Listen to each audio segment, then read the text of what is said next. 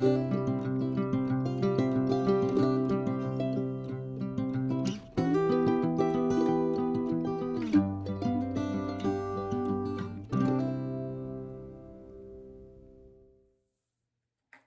guys, welcome back to the 30-day poetry challenge.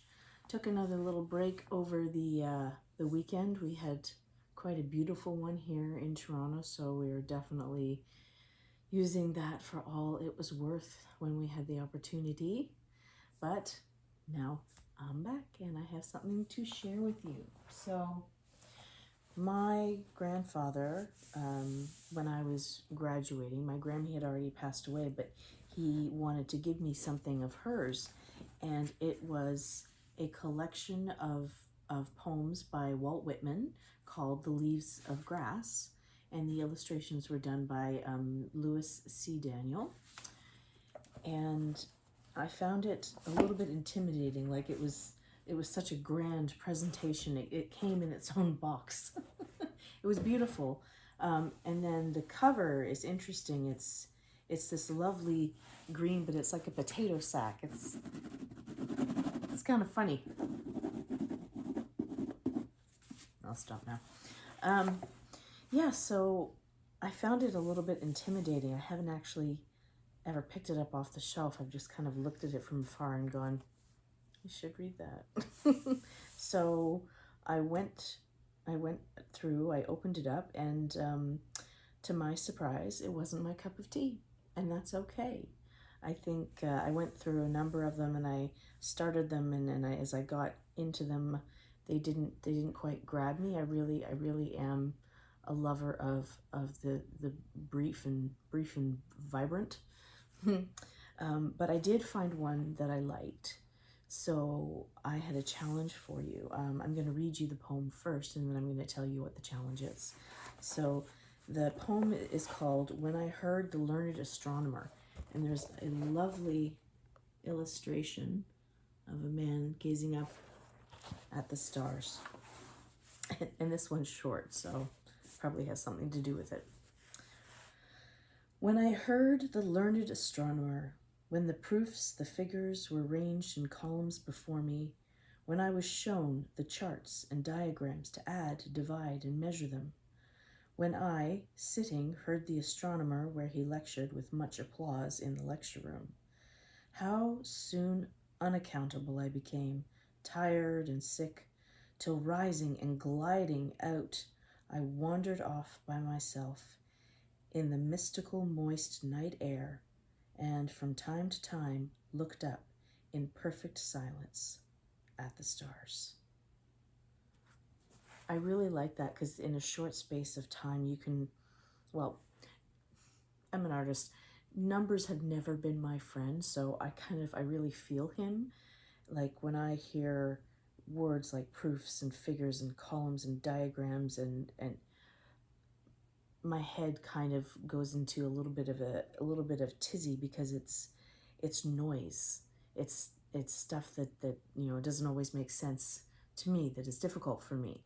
I think it's probably doesn't help that I do have a learning disability, so some of that is math related. So maybe this is why the poetry about math is a little triggering. But I did like this one. I like this one because he really gave you, I felt that kind of noise of the classroom and his disinterest and his, and then going out into the night was like, and you could hear the silence, and then looked up in perfect silence at the stars. I could almost hear that. It was visceral in that way. So my challenge to you is to find a poem or a poet, and to look through their collection, that you don't have a fondness for, something that doesn't quite catch you, something that that you never quite fancied, and then I want you to pick a poem for one reason or another, and I want you to rewrite it. I want you to look at what the poet is saying, look at what the poet is describing, look at maybe their intention. You think about their intention, and then write it in your own words, in a way that you like. that makes it better for you. So I took my own advice, and I did this with the poem that I just read you from Walt Whitman. And here it is. When I heard the learned astronomer, he was obviously quite scintillated, along with most of the class. With slides and PowerPoints, charts, and long, long columns of numbers, I found myself watching the clock. Now, those are beautiful numbers, hands pointing to their beauty as it tick-tocked closer to my freedom. At last, I burst from the overheated numerical nightmare of the auditorium into the cool night. Here I could see it better and better as the crowd dispersed into the darkness, and I was left alone in a sort of sacred communion with the stars that could just shine down like mysteries, every one.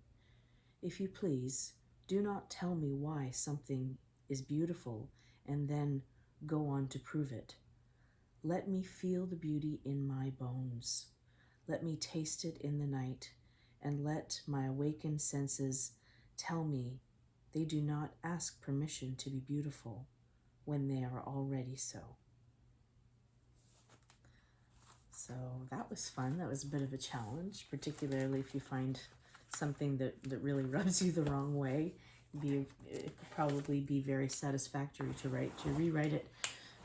So I'm interested to see what you come up with. If anybody wants to tell me what their poem is and send me their rewrite, I would love to read it, because I think this is a really interesting assignment that I just thought up about 10 minutes ago. So if you want to do that, just pop it in an email at brave.creative.kelly@gmail.com, and I would love to see it. And if there's anybody who would like me to read some particular poetry that they like, if you guys have a request for looking at a particular poet or doing a particular exercise, please feel free to, comment on the Facebook page or comment under the video on YouTube and let me know. That would be fun, because the more interaction that you guys have with this, the more you're going to get out of it and the more fun it will be. So we are moving on now. Find that poem that rubs you the wrong way and make it something that you love. All right. So that's it for me on the 30-day poetry challenge. I hope you guys are having fun, and I will see you next time. Thank you for joining us on this wonderful journey into poetry. And I'd like to wish you good luck with your own writing and poetry projects. Please subscribe so you don't miss a day. And thank you so much.